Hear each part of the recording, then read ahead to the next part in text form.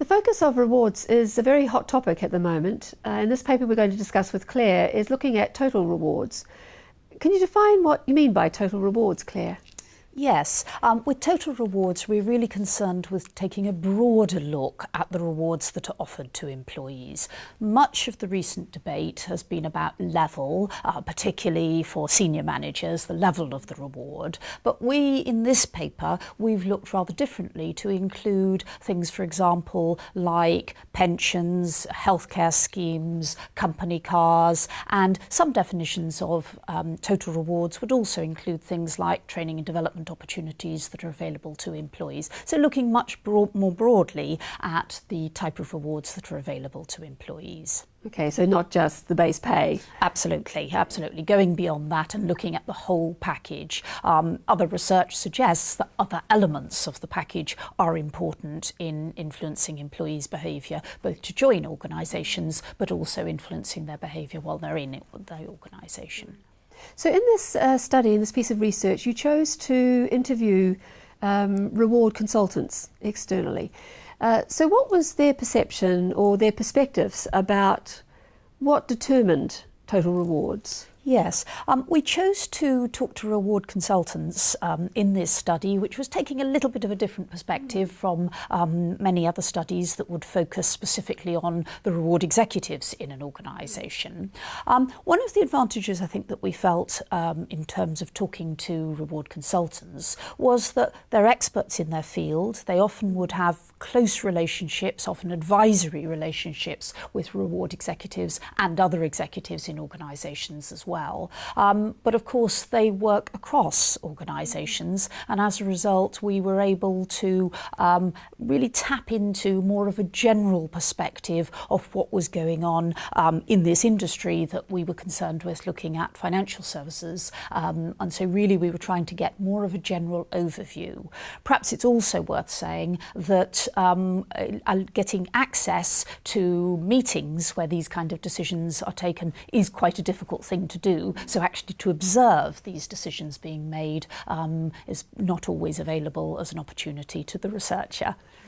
So who else in the organisation is involved in the decision of determining reward mix? Well, throughout the organisation we would find that in some of our organisations there was a fairly strong board influence on these decisions and senior executives. That tended to be focusing on cost, but also sometimes a sort of a philosophical involvement in terms of what should be provided for employees. HR departments, particularly reward executives, are clearly involved and often perhaps providing a more sort of technical perspective.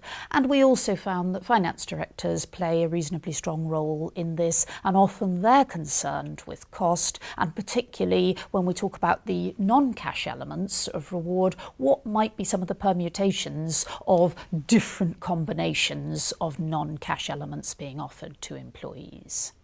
So from the perspectives of the reward consultants, I think you've categorised the factors into two areas, one organisational and the other environmental. Can you just talk to the environmental factors that influence this mix, first of all? Yes, one of the significant factors that we found was the influence of what was being done by other employers. So the market impact here was important.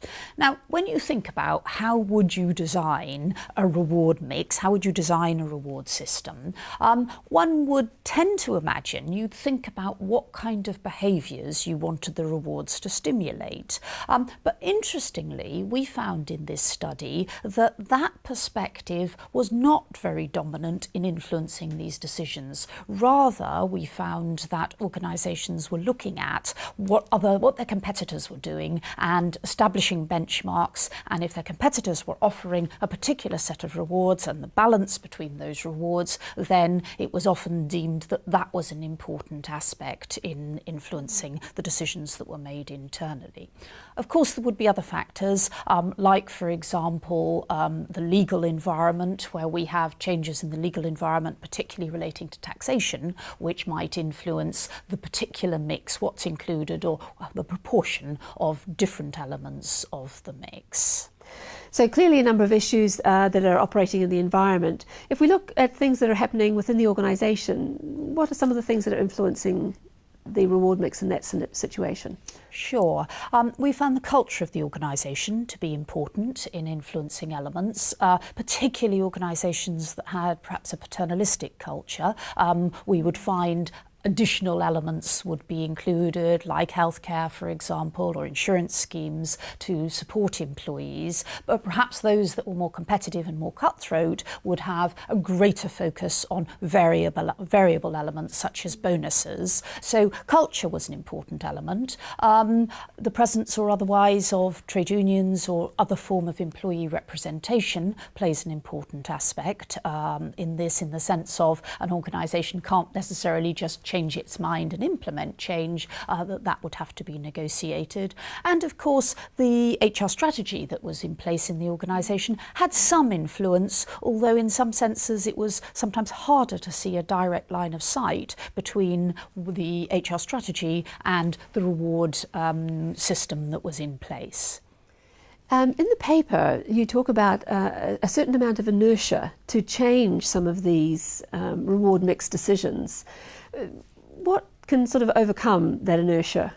Well, I think first of all it's worth saying that messing around with people's reward in organisations is often a very easy way to upset your employees, even if you think overall it's going to be beneficial for them. That very often people have quite personal and emotional feelings about their reward packages. So I think it requires quite a bit of courage in many senses to tackle the topic of changes to reward. One element, though, I think that did come out of the study was both the capability and the capacity of HR departments. If I take the point about capacity first, because this is a difficult change and often quite a major change to implement, you need to have the resources available in order to deliver a change. And because of the nature of the topic, I think it has to be done well and it has to be done in a fairly precise way. But I think we also found some evidence of a lack of capability in the HR department in terms of dealing with these issues and being able to decide what kind of changes would result in the types of changed behaviour that were desired. And so again, we found this sort of prevalence of the market playing an important role of looking at what competitors were doing. Okay. And are there other events that could also sort of move that inertia? Because I hear the capability and capacity question, and also actually fighting against an industry sector norm. So are there any other options there? I guess significant events that result in restructuring, like, for example, a merger situation, when you bring two organisations that have a different reward system, different reward mixes together, it provides an opportunity. You need to do something, and as a result it provides an opportunity. I guess also this study was conducted in the financial services industry, and the financial services industry and their reward structures have been very much the topic of debate in recent times.